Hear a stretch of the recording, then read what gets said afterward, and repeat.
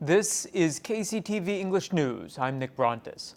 A new ferry will begin sailing later this month between Jeju and Wando in Jeollanam-do. The 20,000-ton Silver Cloud is categorized as a cruise-type ferry. According to Hanil Express, it is the first ferry made with domestic technology that can accommodate both passengers and vehicles.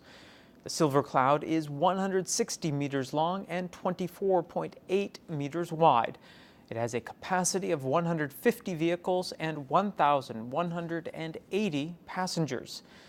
With a top speed of 21 knots, the vessel can make the one-way trip between Jeju and Wando in 2.5 hours.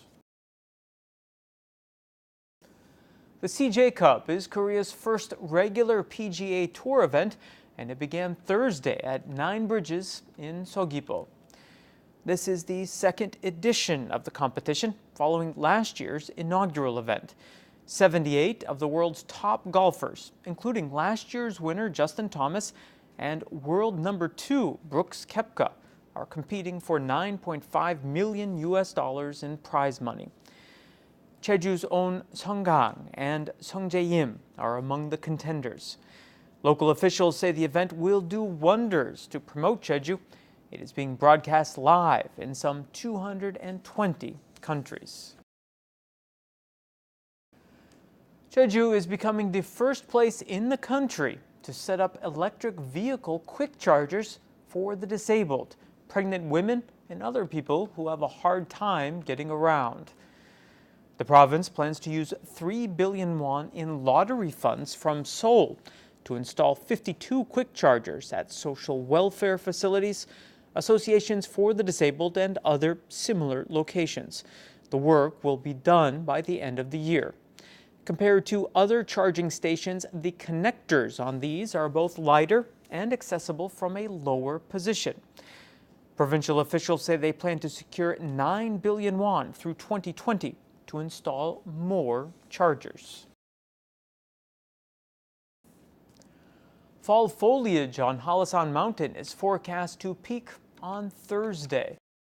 Representatives from the Halasan National Park office say leaves began turning October 10th and that they will hit their most vibrant point on the 25th. Some of the most popular vantage points from which to enjoy the colors are Yeongsil, Yongjin-gak, and Wangwanneung, all of which are at elevations of between 1,600 and 1,700 meters. The office is asking hikers to use public transport to get to the mountain and to pack additional clothes for their climbs. Jeju athletes set a goal of earning at least 80 medals at this year's National Sports Festival, and they've surpassed that target. On Thursday, the last day of competitions, Lee Hee-eun, who swims for Jeju City Hall, earned the bronze in the women's 400-meter individual medley. That pushed the Jeju squad's medal count to 92, 22 golds, 29 silvers, and 41 bronze medals. It's time again for Film Focus. Here's Mike Laidman with what's new in local theaters. We're still playing catch-up after a week off, but that's not a problem. Often it takes at least a week to find the time to hit the theater, especially if you have kids. Well, this week we're going to give you one good reason and one not-so-good reason to head out and feast on some warm, buttery popcorn. One movie is all warm and snuggly, but still hits the heartstrings hard, while the other is neither of those things, instead looking to terrify you. Let's see if you can guess which is which. Welcome to another edition of Film Focus. I'm Mike Laidman. A Star is Born has a long history, originally as a movie in 1937, then as a musical in 1954, and then as another movie in 1976.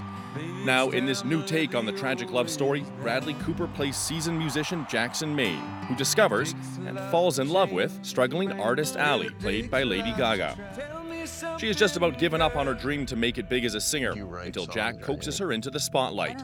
But even as Ally's career takes off, the personal side of their relationship is breaking down. as Jack fights an ongoing battle with his own internal demons. Put simply, this is one of the best films yet this year. Cooper both directs and acts, warming the audience up with what are some pretty darn good pipes, before Gaga takes the wheel and turns things up to 11. This movie has everything: a swept-off-your-feet romantic fantasy, an underdog makes good journey, a wrenching substance abuse drama, and an industry cautionary tale combined. If you've got a tight schedule and only so much time, make this your priority.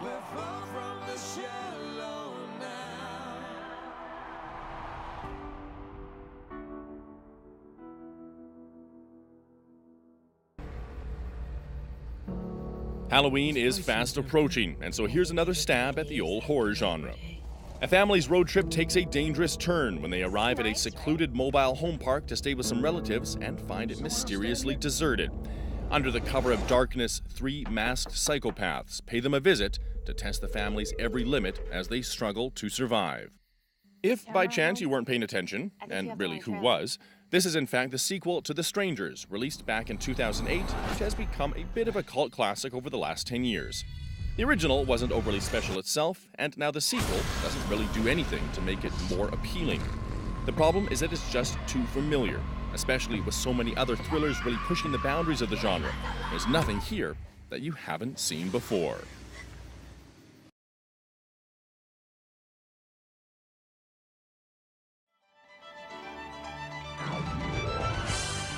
Visitors to Marado can enjoy some unique activities on the small island, like musical performances and special photo opportunities.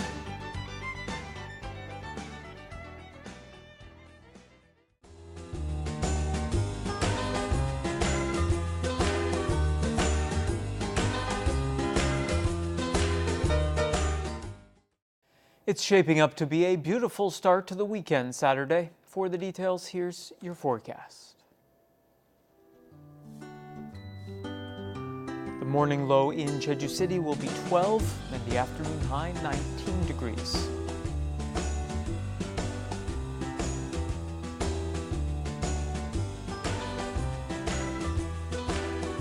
Down south in Seogwipo, temperatures will fall between 11 and 20.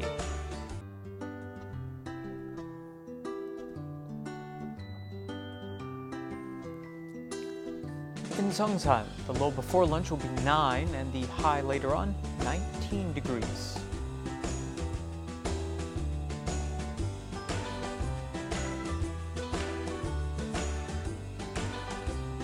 Similar temperatures are expected across the island in Gosan.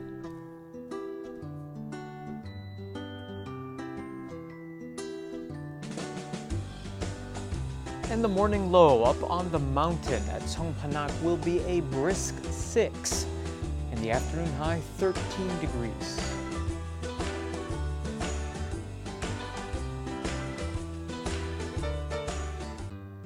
Out on the water, winds will be out of the north and northeast at 7 to 12 meters per second, and seas will be between 1 and 2 meters.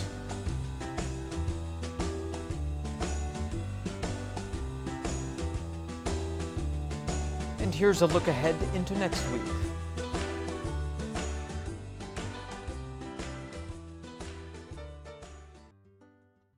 That brings us to the end of today's newscast. Thank you for joining me, and I hope you'll tune in next time. Until then, find us online at eng.kctvcheju.com. 시청자 여러분, 고맙습니다.